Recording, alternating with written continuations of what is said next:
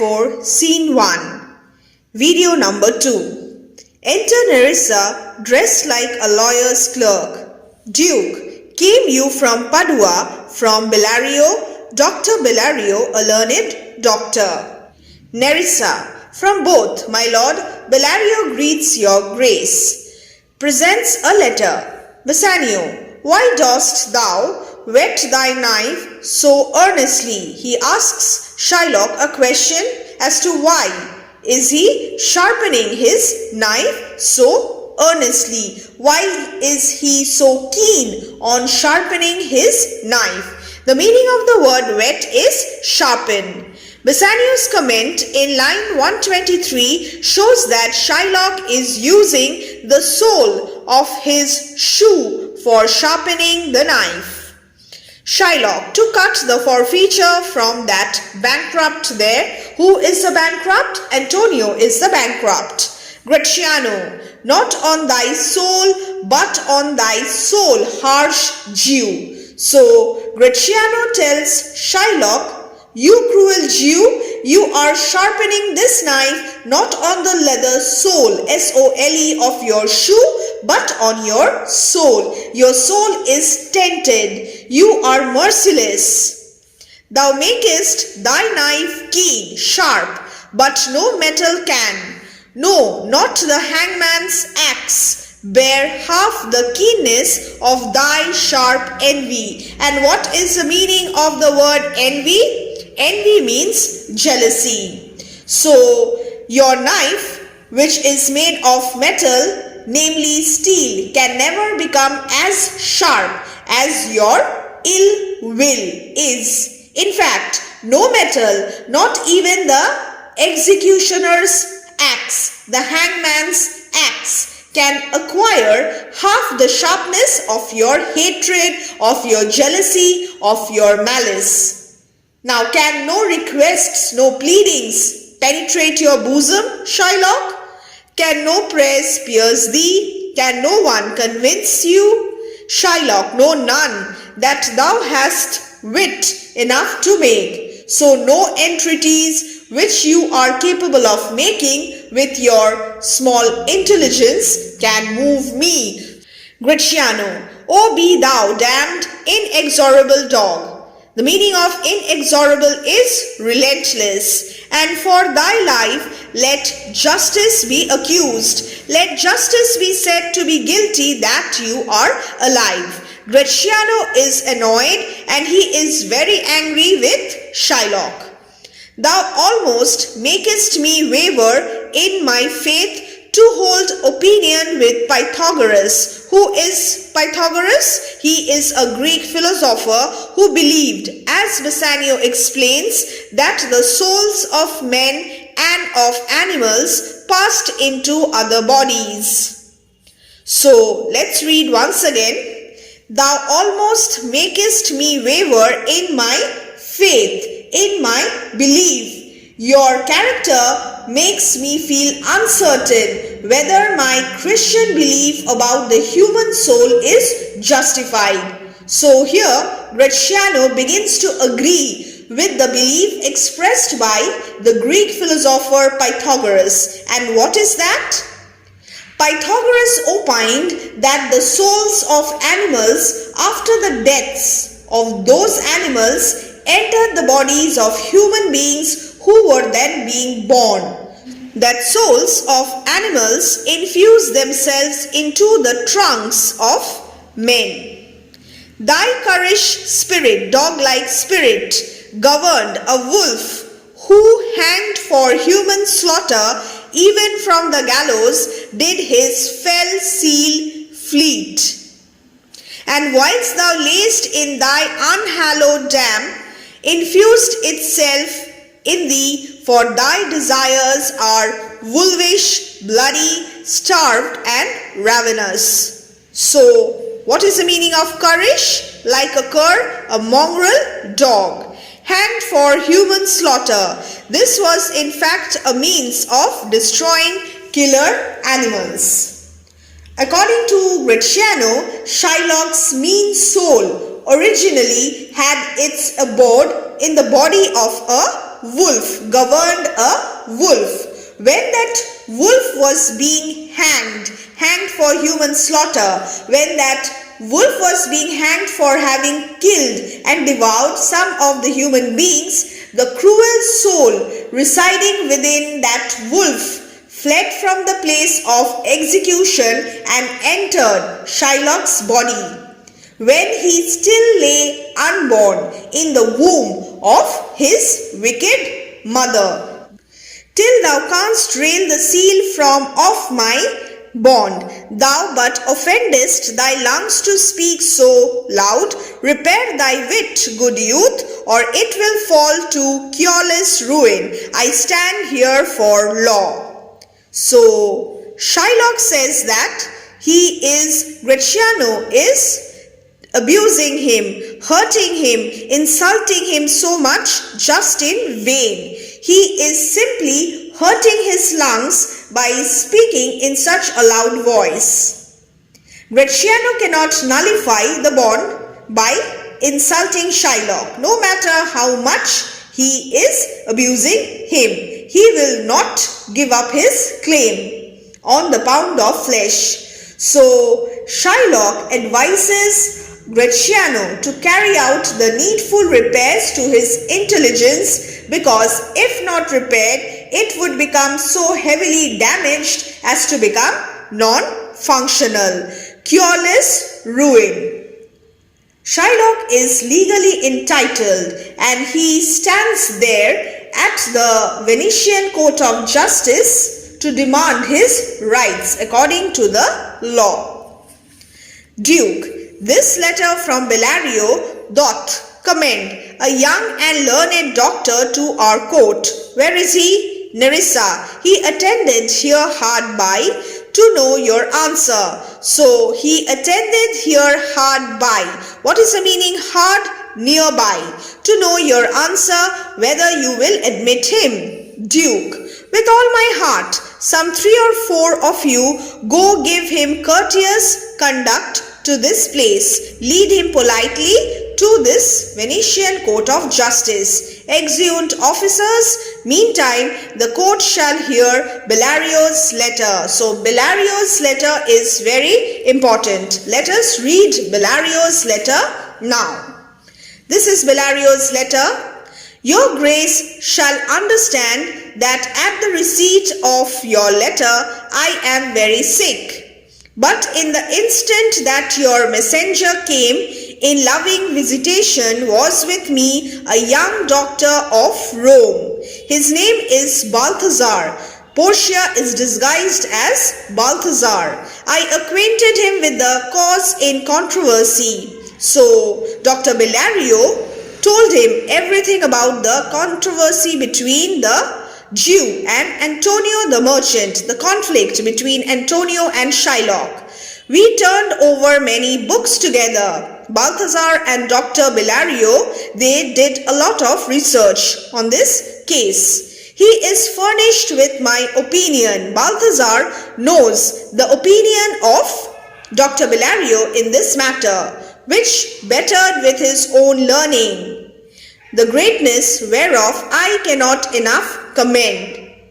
Balthazar, although he is young, he is very proficient in handling such complex cases, and the conclusion, the analysis that they had made has been bettered with his own learning. Comes with him at my importunity, earnest request to fill up your Grace's request in my stead. So instead of Dr. Bellario, Balthazar is going to present the case on behalf of Antonio. I beseech you, I request you, let his lack of years, let his youth be no impediment, obstacle to let him lack a reverend estimation. Do not think poorly of him because he is so young. For I never knew so young a body with so old a head. So although he is young, he seems to be inexperienced, but he is very intelligent. I leave him to your gracious acceptance, whose trial shall better publish his commendation. Try him, and you will see how much better he is than my praise. This is Dr. Bellario's letter introducing Balthazar. Who is Balthazar? Balthazar, Portia in disguise. Enter Portia dressed like a doctor of law. Portia disguised as a doctor of law, that is Balthazar. You hear the learned Bellario what he writes, and here I take it is the doctor come. Give me your hand. Come you from old Bellario? Portia, I did, my lord. You are welcome. Take your place. Are you acquainted with the difference, the conflict, the controversy that holds this present question in the court? I am informed thoroughly of the cause. Which is the merchant here, and which the Jew? Duke, Antonio and old Shylock both stand forth. Portia, is your name Shylock? Shylock is my name. Portia, of a strange nature is the suit you follow, yet in such rule so correctly that the Venetian law cannot impugn you as you do proceed. The Venetian law cannot find any fault in your proceedings, although it is of a very strange nature. To Antonio now. You stand within his danger. Your life is at risk, do you not? Antonio. So he says. Do you confess the bond? Antonio. I do. Then must the Jew be merciful. On what compulsion must I? Tell me that. Portia. This is very important. Portia's speech on mercy. Very, very important. The quality of mercy is not strained, cannot be forced. One cannot be compelled to be merciful. It droppeth as the gentle rain from heaven. Here mercy is compared to the gentle rain that drops from heaven upon the place beneath. It is twice blessed. And why is mercy twice blessed? It blesseth him that gives and him that takes. So one who is merciful, one who is kind is blessed, and one who receives the kindness and the mercy, he is also blessed. Therefore, mercy is twice blessed. It is mightiest in the mightiest. Both mercy is seen at its most powerful in the men with most power, and mercy is the most powerful weapon that the most powerful men possess. It becomes the throned monarch better than his crown. So it suits a king more than his crown. His scepter shows the force of temporal power. The king's scepter symbolizes his earthly temporal power, which is the proper characteristic of a royal man who commands respect, awe. What is the meaning of this? The crown worn by a king sitting on his throne does not look as graceful on his head as the quality of mercy does in his heart. The scepter, the golden rod of authority in the hands of a king, is an indication of the force of his worldly power. That rod of authority is a symbol of the fear which kingship inspires in others, and that rod of authority indicates the high dignity of the king. People are afraid of kings and are scared of them because of that rod and authority. But mercy is something higher and greater than the worldly authority which is symbolized by that rod. His scepter shows the force of temporal power, the attribute to awe and majesty, wherein doth sit the dread and fear of kings. But mercy is above this sceptred sway. This world that is ruled by men with scepters. It is enthroned in the hearts of kings. It is an attribute to God himself. Attribute, quality belonging to God himself. God is merciful, God is benevolent. An earthly power doth then show likest God's. when mercy seasons justice. What is fair and just judgment? When it is seasoned with mercy. Therefore, Jew, though justice be thy plea, consider this, that in the course of justice none of us should see salvation. If we were all to get what we deserve, in the strict course of justice, none of us would be saved. We do pray for mercy, and that same prayer doth teach us all to render the deeds of mercy. I have spoke thus much to mitigate the justice of thy plea. Portia has delivered this speech on the quality of mercy in order to mitigate the justice of thy plea, that is, to ask Shylock to soften his demand for justice, to be a little bit considerate towards Antonio, which if thou follow the strict court of Venice, must needs give sentence against the merchant there. So if you are still insistent, if you are still determined to have justice, then the verdict will go against Antonio. Shylock. My deeds upon my head, I'll take the responsibility for what I am doing. I crave the law, I ask for the law, the penalty and forfeit of my bond, so nobody can convince Shylock. Portia, is he not able to discharge the money?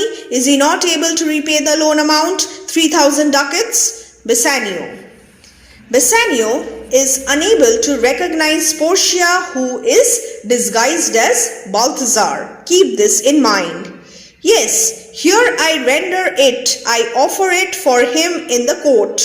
Yeah, twice the sum. 6,000 ducats. If that will not suffice, if 6,000 ducats will not be sufficient, I will be bound to pay it 10 times over on forfeit of my hands, my head, my heart. If this will not suffice, it must appear that malice bears down truth, that hatred, jealousy overcome truth. And I beseech you, rest once the law to your authority. What is the meaning of this line? Rest once the law to your authority. Bassanio requests Balthazar, Portia disguised as Balthazar, to rest, twist on this one occasion the law to your authority, to do a great right. And if the law is twisted in this case, it will do a great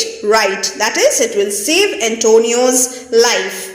Do a little wrong. So there is no harm in doing a little wrong in saving a person, in saving an innocent person. And curb, restrain this cruel devil of his will. Do not allow Shylock to be successful in his motive. And what is the motive of Shylock? To take revenge on Antonio by killing Antonio. It must not be. Such a procedure must not be adopted because there is no power in Venice that can change or deviate from the established law. There is no power in Venice can alter a decree, law established. It will be recorded for a precedent. And why is it so? If that sort of thing is done once, it would be regarded subsequently as an example to be followed in other cases as well.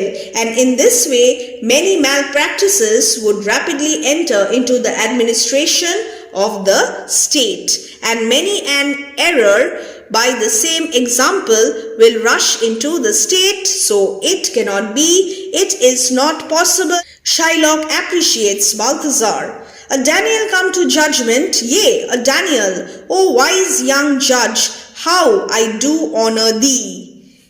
Daniel, the history of Susanna in the Apocrypha tells how God sent Daniel, a young youth, to give judgment against the elders. You are a great judge, as our prophet Daniel was. Yes, according to Shylock, Balthazar is another Daniel. Balthazar is a wise young judge and Shylock honors Balthazar. Portia, I pray you, let me look upon the bond. Here it is, most reverend doctor, most respected doctor of law. Here it is. Shylock is very pleased, very happy with Portia. Portia, Shylock, there's thrice thy money offered thee. Shylock, an oath, remember the sacred oath, the vow that he had taken by the holy Sabbath? I have an oath in heaven. Shall I lay perjury upon my soul? No, not for Venice. I'm not going to break my vow. Portia, why this bond is forfeit, and lawfully by this the Jew may claim a pound of flesh to be by him cut off, nearest the merchant's heart. Be merciful, take thrice thy money, bid me tear the bond. When it is paid according to the tenor, actual wording, it doth appear you are a worthy judge. You know the law, your exposition, your understanding of the case hath been most sound. I charge you by the law, whereof you are a well-deserving pillar, support. Proceed to judgment. Shylock only wants the verdict, the judgment. By my soul, I swear, there is no power in the tongue of man to alter me, to convince me to change my decision. I stay here on my bond. Shylock is repeating this again and again. Most heartily I do beseech the court. With all my heart I do beseech the court to give the judgment. Portia, why then, thus it is, you must prepare your bosom for his knife. O noble judge, O excellent young man. Shylock is so pleased. Portia, for the intent and purpose of the law, at full relation, entirely supports to the penalty, which here appeareth due upon the bond. Shylock, it is very true, O wise and upright judge, how much more elder art thou than thy looks. Portia, therefore lay bare your bosom. Now, here Balthazar seems to be supporting Shylock. Let's see what happens. Shylock, his breast, so says the bond, the exact wording. Doth it not, noble judge? Nearest his heart. Those are the very words mentioned in the bond. Portia, it is so. Are there balance here to weigh the flesh? Here, the balance. Shylock, I have them ready. Have by some surgeon, Shylock, on your charge to stop his wounds, lest he do bleed to death. Is it so nominated in the bond? Is it mentioned in the bond that I'll have to arrange for a surgeon? It is not so expressed, but what of that? It were good you do so much for charity. I cannot find it. It is not in the bond, so Shylock refuses to make any such arrangement. Portia, you merchant, have you anything to say? Now, I end this session here, and in video number 3, we will see what happens to Antonio and what happens to Shylock.